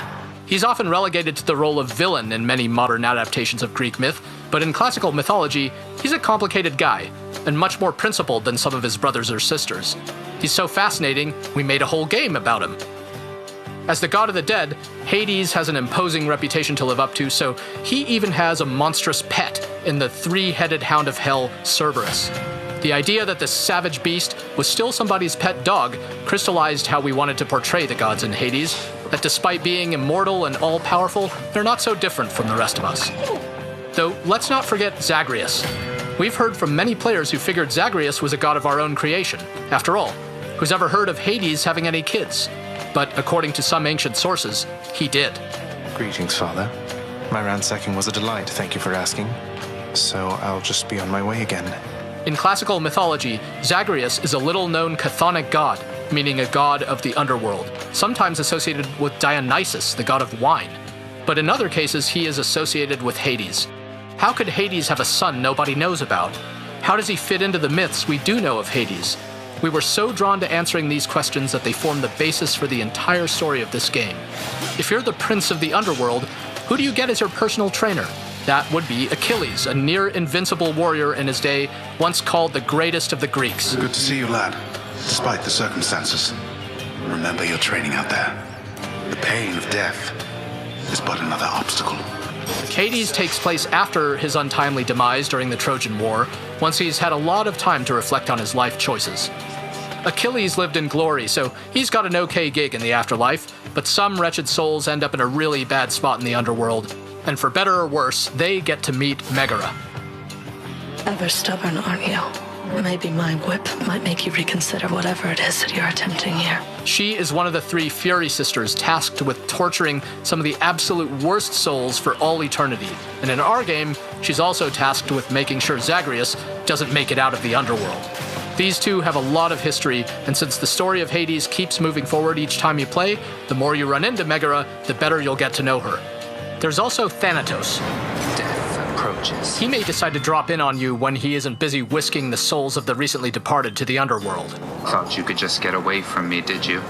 He is the personification of death, according to Greek myth, though represents more of a peaceful death than, say, the kind that happened a lot during something like the Trojan War. So even though he can seem a little sinister at first, in the spirit of the mythology, we wanted our Thanatos to have a gentler side. Thanatos has a couple of brothers in Hades, such as Hypnos here, the personification of sleep. What? Paul says here one of the wretched thugs got you. Too bad. When he's not dozing on the job, Hypnos can comment on every single possible way you can die in this game, of the dozens and dozens of different possibilities. Where did all these gods of the underworld come from anyway? According to the Theogony, an ancient Greek creation myth by Hesiod that introduces all the gods and their ancestors, many of the chthonic gods came from Nyx, the personification of night. Darkness guide you, child. You have outgrown this house. Of that I am now certain. Should you return again here, I shall keep you safe. She is a primordial goddess, meaning she is much older even than Hades or the Olympians.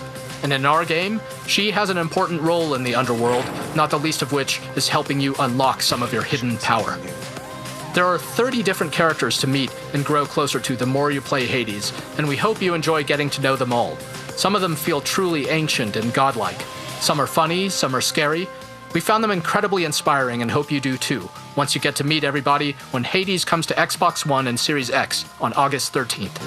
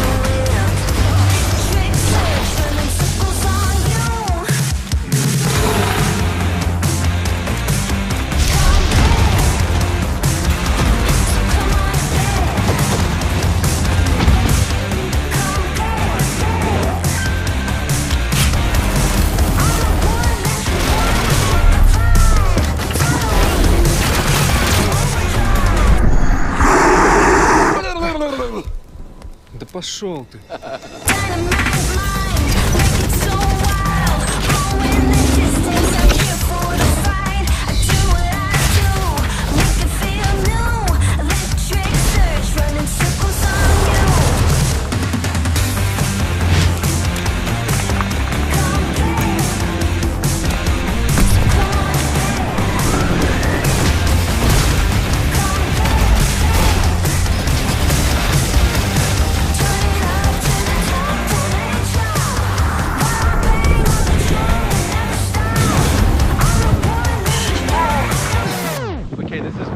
This is really good. Holy spluttering whipple.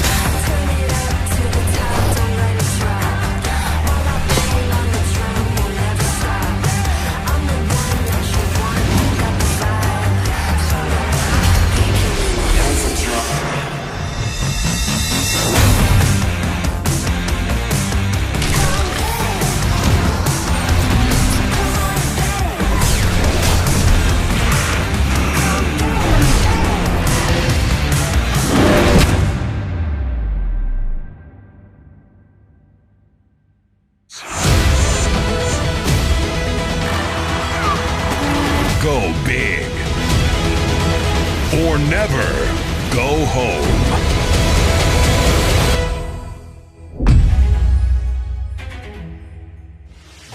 Here to tell us more about the Grounded update are Adam and Eric from Obsidian Entertainment. Gentlemen, thank you so much for being here. Thanks for having us. It's a pleasure to be here. Yeah, it's a real honor. No, absolutely. Love Grounded, love everything that you guys have been doing with it. Now, my first question is this mushroom system. What can you tell me about that? Yeah, so that's one of the big things for the Shroom and Doom update is mushrooms. We're really changing how the yard is with mushrooms. Every mushroom that you see in the yard is now harvestable, which is really cool. So the small ones, the big toadstools, the ones that you find in caves, now those were present in the yard before, but now you can actually harvest them and get mushroom stuff out of them. The next kind of part of that is that we're adding a couple base building elements like mushroom bricks. Yeah. So you have to take all those mushrooms that you find, and then you have to grind them up in a grinder, which is a new building. And then you have to take them to your oven, which is another new building that we're adding, and bake the mushroom stuff into bricks. And then with the mushroom brick buildings, there's a whole host of new options for base builders. And it's more fortified walls and a bunch of other options so you can build a cool big castle. Oh, that's really cool. Now, we saw the Broodmother, so you're bringing bosses into Grounded. What can you tell me about that? What does that mean for the direction of the game as we move forward? Yeah, so the Broodmother is our first boss. Yeah. So we actually launched with the Broodmother, and we didn't really feel it hit the right mark. So we took the Broodmother out, and we wanted to spend a lot of time making it a really memorable boss fight. So we put a lot of development effort behind the Broodmother, and it's going to really feel like a big, huge fight and a memorable one. There's a lot of kind of cool things with it. I don't want to spoil everything. I want players to kind of experience it for themselves. But it definitely is something that we want players' feedback to see, like, what do they like? What do they not like? How is the challenge? We want to make it really challenging and have a good reward for defeating the Broodmother. But is it too hard? We'd like to know that. So for future development on Grounded, like, we want to make more bosses. And so we want to get all that feedback to improve the system. Now, you actually bring up a great point about community, but I'll put a pin in that and come back to it in a second. So I know you don't want to spoil anything about the Broodmother, but is there any tips you can kind of give people ahead of time on what they can do to survive that encounter? I would definitely say that you would need to make sure you have the highest tier armor and gear up really well for this fight, because it is going to be difficult. And then you also want to have the right mutations equipped as well.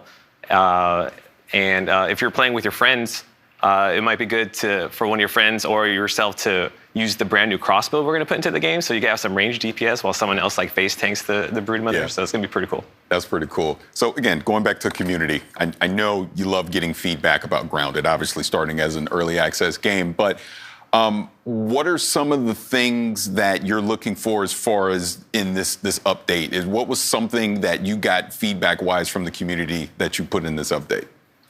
Yeah, so there's it's one thing that we love working with community. So that's something that we, as developers, we love just hearing what people have to say about the game, and we're continually developing it with the community. So there's a lot of new things in our new update.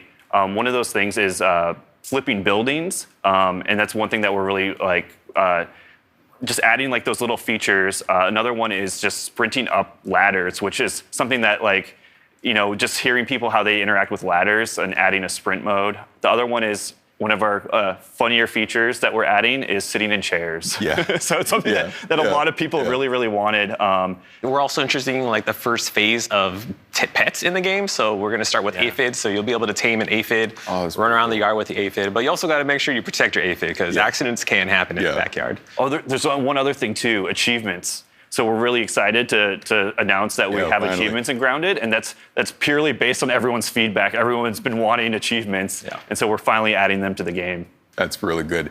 Now, again, sticking with this, the topic of community. So this was an early access game, and it sounds like pretty much the foundation of what Grounded is was built off of community feedback. So how does that process work internally for you as far as people submitting like, hey, I want to sit, I want achievement pets. Like, how does that whole process work? So we have a lot of avenues where we gather feedback from the community. So we do weekly developer streams where chat can ask a bunch of questions when we have Adam on or other developers or myself, and we'll gather feedback in sessions there. And then our main source of feedback is through our official Discord, Grounded the Game.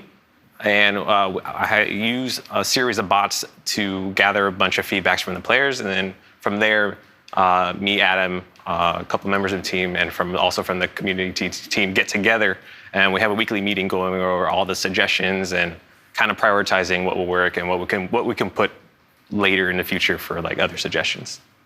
Excellent. Well, gentlemen, thank you so much for taking some time to come talk to me about this new update for Grounded. It looks like a lot of fun. I'm going to get to sit, I guess, right? Yep. So that's great. Thank you so much. Yeah, it's been a lot of fun. It's almost time for a closer look at the multiplayer trailer for Halo Infinite. But first, it's time to see what the snow, the slopes, and the powder spray look like when powered by Xbox Series X and S. This is Shredders.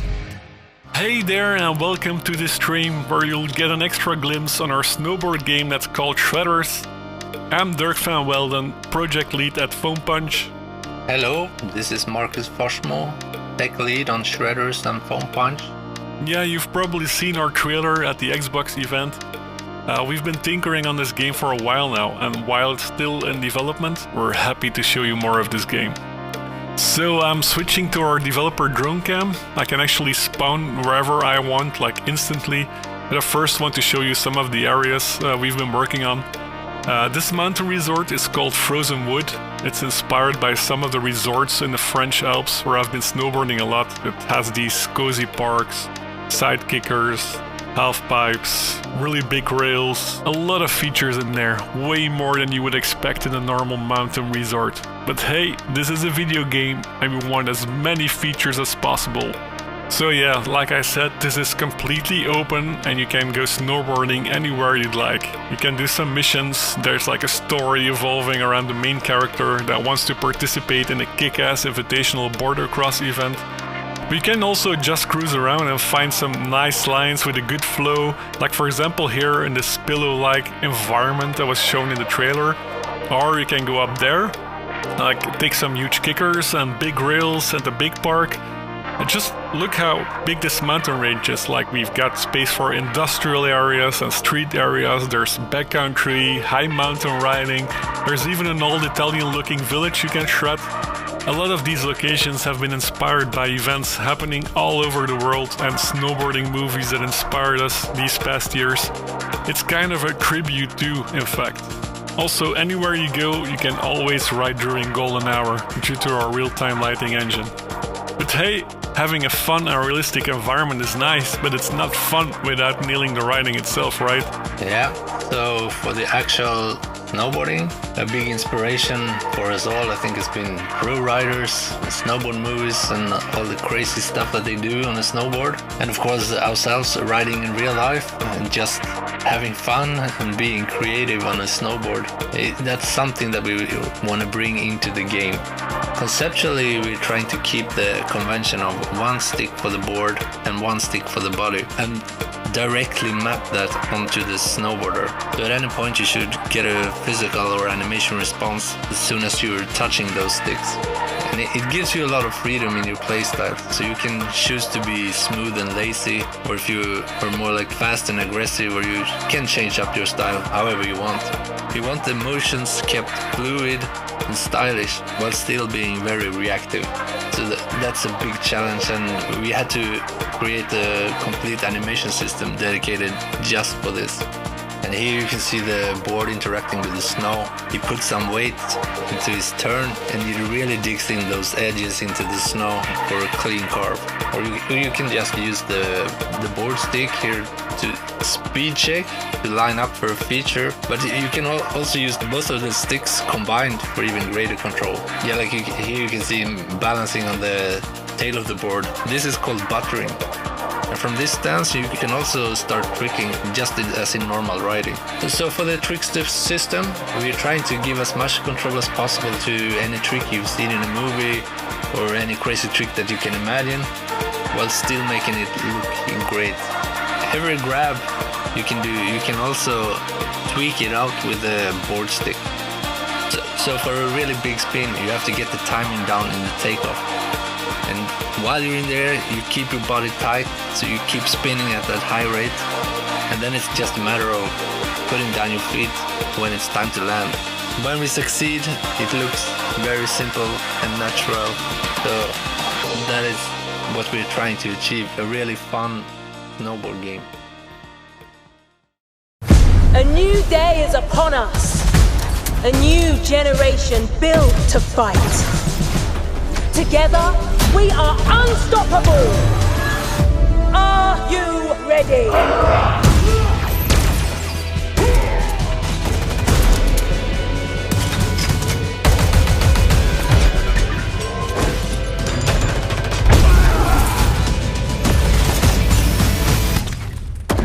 No scope.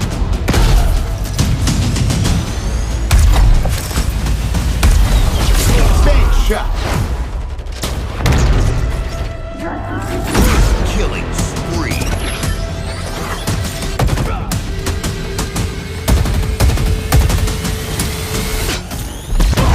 Double kill.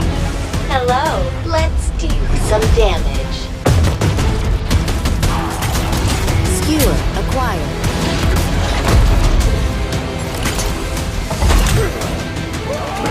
Grapple jet. Claim the enemy flag. Return it to base.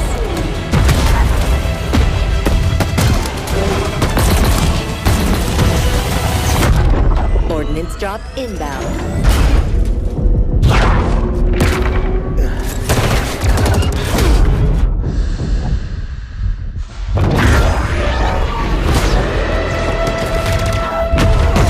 The flag is ours. Please call at your earliest convenience.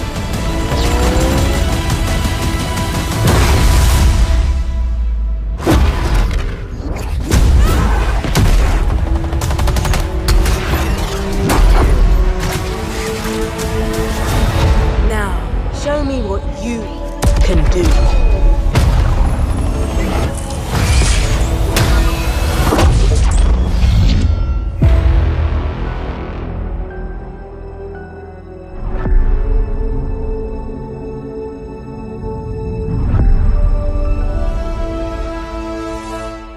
I am so excited to have Tom, Alex, and Quinn from 343 Industries. Gentlemen, thank you for being here. Thanks for having us. Now, I've watched this multiplayer trailer numerous times, and I want to see some specific moments from it so we can break it down. So can we roll the trailer to 15 seconds in, and let's talk about a new character. A new day is upon us. A new generation built to fight. Together, we are unstoppable. Are you ready? All right, now who is this character? She looks like she's in charge. Your senses are right there. She's very much in charge. That's Commander Laurette. She's in charge of the Spartan Academy, which is the kind of contextual wrapper that the whole multiplayer universe lives in. She is basically training the new generation of Spartans to, become better, and that's really where everything wraps around. I really love this character, and then what's cool is not only is it kind of the contextual wrapper for the game, but it's also we have a whole suite of academy features, we call them, where there's a tutorial that teaches the players the fundamental basics of the game. There's weapon drills that let you practice with every weapon that exists in the game and improve your skills with those. And then there's a whole thing we call training mode, which lets you play against bots on any map, basically, in the game, and lets you experiment with the toys and kind of learn the flows of everything. So we really want to bring players on board with the game, and again, under her orders and her charge. Now, I want to go to 50 seconds in the trailer because there was a lot of action going on, and I want to check that out.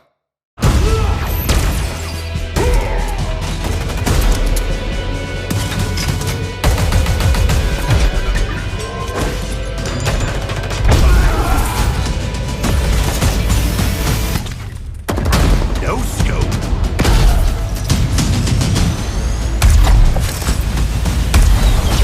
Bank shot. Killing spree.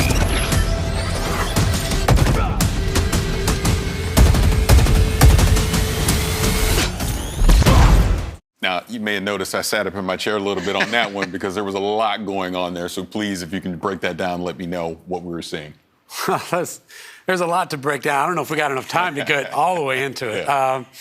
But some of the things that I really love when I look at that trailer is that first sequence where the player, they have the Bulldog shotgun, they're running through, shotgunning enemies, they grab the commando off the rack, put some shots in, low sensor, like there's all sorts of different things that the player is interacting with, and that's the sandbox. That's what we call the sandbox, the toys that is at the disposal for our players' hands. And we just really love that moment in the trailer where they have the grapple shot, they look up, grapple the ceiling, and then in midair, no scope snipe an enemy, come all the way down, back whack a foe, and then the rest is history as you just see what happened in that trailer. But that's just some of the stuff that players can do, and that's actually the game. That's not just a movie for cinematic experience. Like that is the game that if players are good enough, put in time, they can actually do the things that you see in that trailer. Yeah, and few things are more important to Halo multiplayer than like interacting with the sandbox and combining it, picking it up off the map and combining it into awesome play styles. So what we did was every sandbox item in the game, when it spawns, it's spawning on an object in the map, so you can see where those things can be found. And then it also tells you the respawn time of that item, when it's going to come back. And you always know, I can go grab that commando over at this spot like that guy did. So, and then when the players, accrue all those awesome items and do awesome things, you heard the return of Jeff Steitzer, the multiplayer announcer, shouting out medals. So we always want to give players medals when they do really cool things. So you heard some there, and you'll hear some later on in the trailer. Oh, that's awesome. See, when I watch that, to me, that's Halo. That's Halo to me. I absolutely love that. Now, let's skip ahead a little bit more into the trailer to 57 seconds. I heard a voice, so I want to know what this voice is. Let's see it. Hello, let's do some damage. Yeah, so that is the player's personal AI. So in Halo 5, there was a squad leader that announced, when weapons are going to come up and other things going on in the match. And in Infinite, we have the player, like Chief has Cortana, they have a personal AI in their helmet that is kind of telling them these things. And it's also another way that players can show their personality in their characters. So there's multiple personalities and characters for the player to choose, so that the right AI is in their helmet, helping them out in combat. I want to skip ahead a little further here because I think I might have saw a big team battle. So let's go to a minute 40 and check that out. Skewer acquired.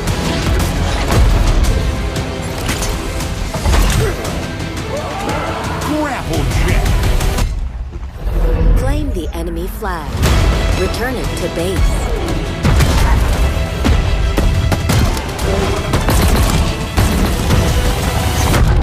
Ordnance drop inbound.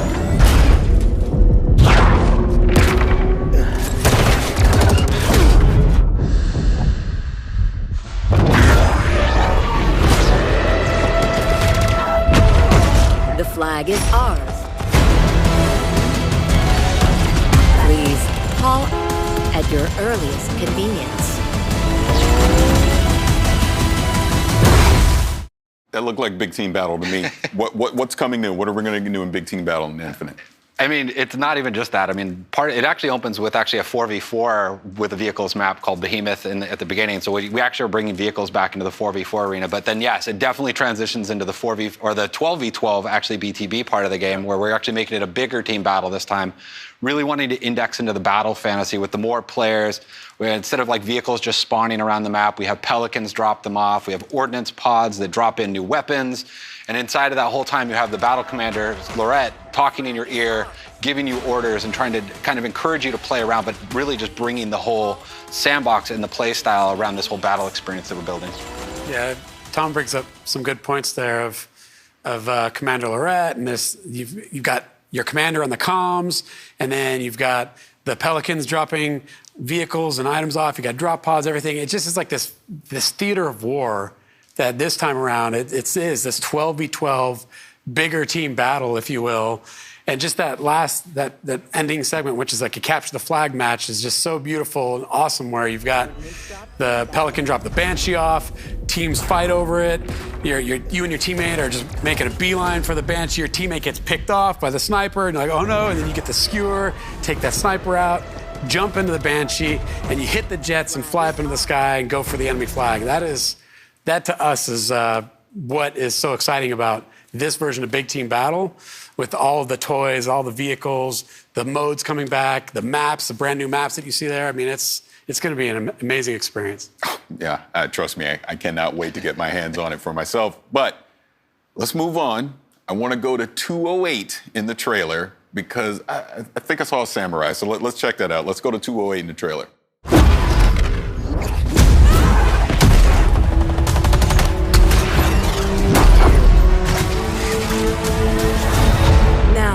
Show me what you can do.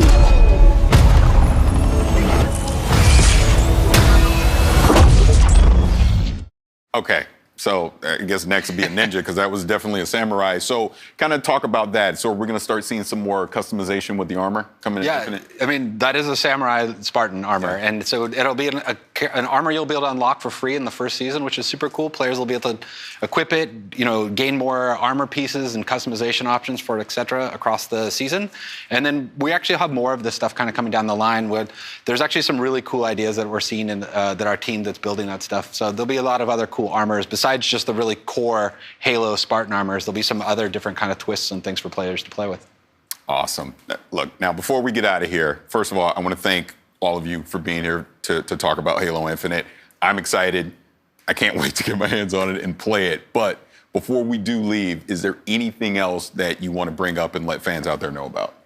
Well, I'm excited for people to actually get their hands on it like yourself. So, I mean, if people sign up on our Halo's Insiders program, we have in the summer, we have a technical preview that we're going to be launching, and so people to finally put their hands on the sticks. And I'm just really excited for players to actually finally get to play the game we're working on. Yeah, and then on launch day, Halo Infinite Multiplayer is free to play, which is new to the franchise. The team is super excited to hopefully bring in all sorts of fans that have potentially never experienced the franchise or haven't played it in a long time to just try it out, come in and try it out with your friends. Me, with my buddies, if I have some friends out there that haven't played Halo before, I'm like, well, it's free. Just come on. Let's jump in, download it. Let's check it out. And if it's for you, it's for you. If it's not, then hey, it's not. But kind of think it'll be for you. So I'm excited for it. Yeah, that's the other big key of that point is PC, right? Like this is a PC game as well. We've been putting a lot of effort into that. So not only is it going to be console, but also PC, it's free to play.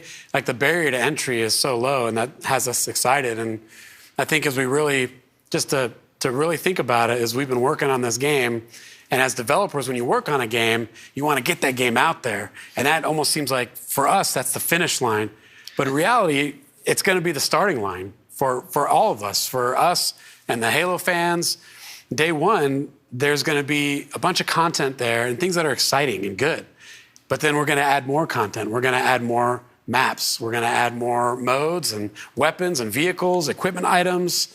And it's just the beginning of this whole journey that we've been on for a while, and we're going to take everyone else with us as the game comes out. I'm excited. Gentlemen, again, thank you so much. Now, for fans who want to learn even more about Halo Infinite multiplayer, check out the brand new deep dive video with the whole multiplayer team over on HaloWaypoint.com. And allow me to give a big thanks to everyone who's joined us today. Whether you play your favorite games on Xbox, PC, or Game Pass, the next 12 months will be nothing short of spectacular. It has been my absolute honor to be your host and share this experience with you. But before I go, here's a gameplay deep dive from the team behind the highly anticipated Scarlet Nexus.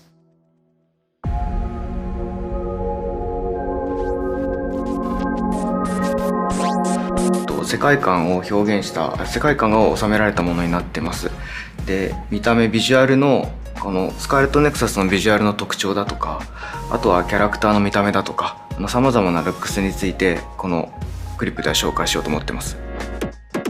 はい、この都市はこの世界の中では一番大きな都市というふうに紹介されています。ここはスオという都市で、このゲームの中心になる場所です。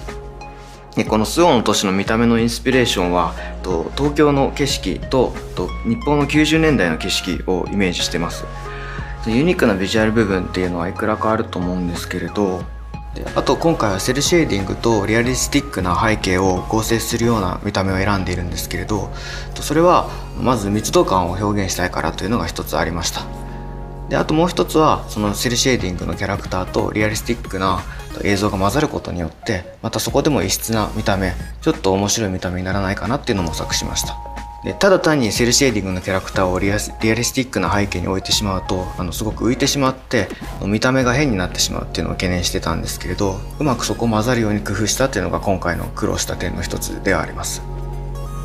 で例えば今映像の中で東京タワーが映ってると思うんですけれど、これは日本では有名なランドマークで海外の人も見たことがあるかもしれないものと思うんですけど、その東京タワーがものすごく大きなサイズになっていて、でこれ3000m 富士山と同じぐらいサイズがあるんですけど、それだけ大きなもの本当はそんなにサイズない333メートルの東京タワーをそれだけ大きくすることによってちょっとおかしい異質な景色みたいのを作りたいっていうのがありました。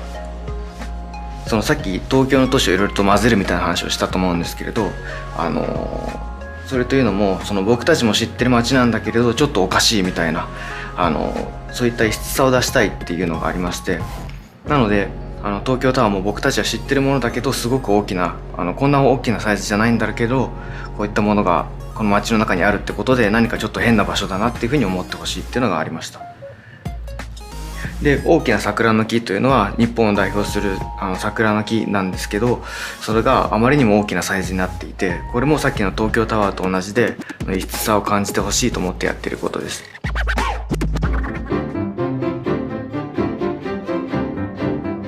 でこれが本作の特徴となる怪異という主人公たちに立ちはだかる敵なんですけれど、この見た目については私はその新規 IP 新しい IP の新しいクリーチャーということで変わった見た目、何か興味を引く見た目にしたいというのが一つありました。でその上で、私たちの感覚とは違うものを取り入れたいというのがきっかけにありまして、実際にアーティストの力を借りてこの会議のデザインを再現しています。でそのアーティストの表現というのはその美しさがありながらもその死の世界だとかそのネガティブなイメージとポジティブなイメージを一つにしたような幻想的な表現をする作家の方なんですけれど、また彼らの動きについてこだわっているのは私たちの知っているような生き物でありそうで生き物のようであって私たちと違うものであるっていうのを表現したいっていうのがあったので、動きの中に一見動物のようで急に違うような動きをするだとか人間のようでいて人間と違うような動きをするだとか、そんなモーションを取り込んでます。なのでモーションを作る時には人間っぽい部分だけはモーションキャプチャーを使ってるんですけど、そうでない部分は手付けなどにしてその人間の動きとそうでない動きをミックスさせることで不思議な動きにできないかなというのを考えてました。はい、共に新入隊員として入隊したキャラクターが2人いるというところで、同じ時系列から始まって、ただその同じ境遇に置かれている一つの物語をそれぞれの視点から描いていく。でそれぞれ視点で描くことで、その時片方の視点では見えなかった状況とかを別の視点では楽しんでいただける、そういうストーリーの楽しみ方を皆さんに提供したいと思って今回2人の主人公を用意しました。そして1人目がこちらですね、ゆいとすめらぎキャラクターですね。彼はですね非常に正義感が強くて、幼い頃に貝飛ばすぐに自分が貝から救われたっていう経験を持っていて、でその経験から自らも貝飛ばすぐに志願して入隊したっていうキャラクターになっています。はい、そしてもう一人がこちらのカサネランドールですね。はい、彼女はですね非常に優れた超能力を持っているもうエリートと呼ばれる、キャラクターですね。海討伐軍からも、スカウトして入隊した、非常に、優秀なキャラクターです。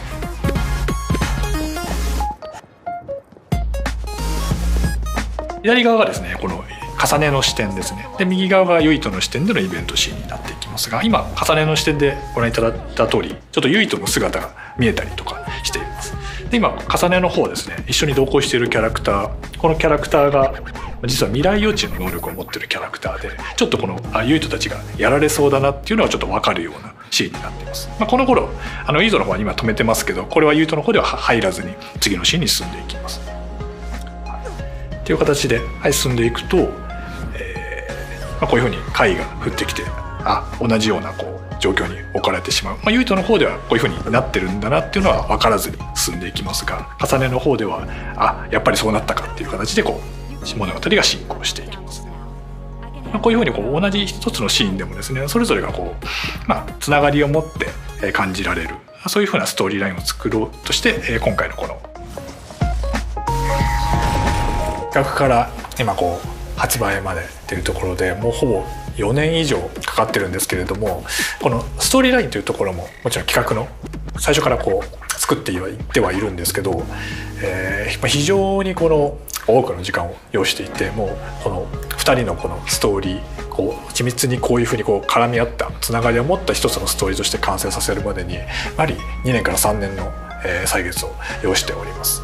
であとはですね、アクションの部分に関しても、開発チームとすごく議論して決めてまして、特にこの念力アクションもどういうふうな念力を使えたら皆さんが分かりやすく直感的に気持ちよくなってもらえるかっていうところは、非常に開発の中でもですね議論を重ねてできてきた部分がありますので、この念力を使うユイトと重ねのこのストーリーですね、物語っていうのをぜひ楽しんでもらえればと思います。はい、本作はですねもともと僕がサイボーグ009とかいろんなキャラクターがいろんな能力を使って戦う集団っていうものが大好きで、そういういろんな能力を使う集団を改めてゲーム化したいっていう思いで企画を立ち上げました。あとサイキックアクションのもう一つの主軸としてSAS というものがあります。正式名称はストラグルアームズシステムというんですけど、仲間キャラクターから超能力を借り受けるシステムですね。脳を接続して仲間キャラクターから超能力を借り受けることで、いろんな超能力をユイトと重ねは使えるようになります。今画面上では放電の超能力を今使おうとしてるんですけど、放電の超能力だけに限らず、瞬間移動とか透明化とか、ポピュラーで誰しもがその一度は使ってみたいっていう超能力を選定してます。本作のそのキーワードとして赤い線っていうものがあるんですけど、サスを使った時にその赤いケーブルが背中に刺さってその戦うことができますの。そうですね、サスケーブルデザインする時にそうですね、見た人のその印象に残ってインパクトに残したいところはまずあったんですよね。でそういう時見た時に過去タイトル見た時に例えばキングゲイナーのその刺さってるケーブルだったりとか、あとはそうですね日本のアニメのガンツなんかもそのケーブルが刺さって戦う様っていうところがすごくクールだったので、そのあたりはそのインスパイアされながらそのデザインっていうものを進めた経緯がありますね。はい、本作ですね念力で戦うんですけど単純に投げ飛ばすだけじゃなくてこのロケーションに置いてあるオブジェクトをいろいろ活用することができます。今工事現場にあるので工事現場のロケーションなのでダンプを上から落としたんですけど、そのようにそのロケーションに合ったそのオブジェクトを自分なりに扱うことができるってところが、はい、ここはそうですねドラム缶の中から水を出してその貝を水浸しにしてます。でその後サスの放電で戦うことで水浸しになったその貝を電気でしびれさせるということもできるので超能力念力とそのサスを組み合わせて戦うというところが一つ特徴となっております。しっかり遊びたい人もカジュアルに遊びたい人も幅広く楽しめるものとなっております。はい、プレイヤーはですねこのようにブレインフィールドっていうね特別な必殺技を使うことができます。これはですね海抜軍が使うことができる近畿の技で非常に強力なんですけど同時に非常に危険な技でもあります。ユートと重ねが展開することでオブジェクトが空間内に浮き上がって念力は使い放題になるんですけど一方で非常に強い負荷が脳にかかってしまいますね。なので自分の言動がちょっとおかしなことを言ってしまったりとか、あとは聞こえないノイズのような幻聴が聞こえたりとか、あとはこのように途中で頭抱えて動けなくなったりとかそういうことがあります。で加えてですねこの残り時間の秒数があるんですけどこれが制限時間が過ぎるとゲームオーバーになってしまうっていう非常に危険な技になっております。はい、なんだけど非常に危険な技なんですけどそれをうまく使いこなして戦う自分がかっこいいっていう風な思いをプレイヤーに感じ取ってもらいたいなと思っております。あとブレインフィールド発動したらフードをかぶってたくさんケーブルが刺さった異様な姿になるかなと思うんですけど、これもダークヒーローっぽいかっこよさがすごく危険な超能力を自分が扱って戦ってるってところを感じ取ってもらいたくてこのようなデザインにしております。はい、こちらブレインマップと呼ばれるシステムになりますね。こちらはプレイヤーが成長するスキルツリーとなっております。このようにちょっと脳みその形をデザインしたツリーを意識して作ってます。で今チャージがため攻撃ができるようになりましたね。このように能力を拡張して新たなアクションこの映像の中ではため攻撃で範囲攻撃をできるようになってるんですけど、そういったアクションの拡張だけじゃなくて念力ゲージが増加する強化系のスキルだったりとか、あとはアイテムを使用した後のクールタイムが短くなるような補助スキルとかさまざまないくつかのカテゴリーのスキルを習得することができるようになっています。で脳みそを脳神経を拡張していくようなデザインにこだわっててスキルを選択してボタンをホールドすることで神経が伸びていってどんどん脳神経が拡張していくようなそういう体験になることを意識してデザインしております。はい、ブレインマップ以外ですと基本的に通常のレベルアップで敵と戦って経験値を積むことで通常のレベルアップでパラメータが底上げされるっていうことに加えて仲間との絆ですね。仲間と絆形成することで絆の力が強くなると絆レベルというものが上がって仲間から買い受ける超能力っていうものが強力になってきます。ブレインマップと通常のレベルとあとは仲間との絆を形成して成長させるってところがこの3つがこのゲームの成長システムになっております。このゲーム武器と念力の流れるようなコンビネーションってところが一つ特徴にしているんですけど、その流れるようなコンビネーションの体験ってところがシリーズ X だと 60fps で滑らかに体験できるのでその部分はすごくリッチな体験になってるなというふうに感じます。はい、開発チーム一同ね、スタッフ個々が全力で携わったタイトルですので、ぜひ楽しみにしていただけると嬉しいです。From my team and I, please enjoy Scarlet Nexus.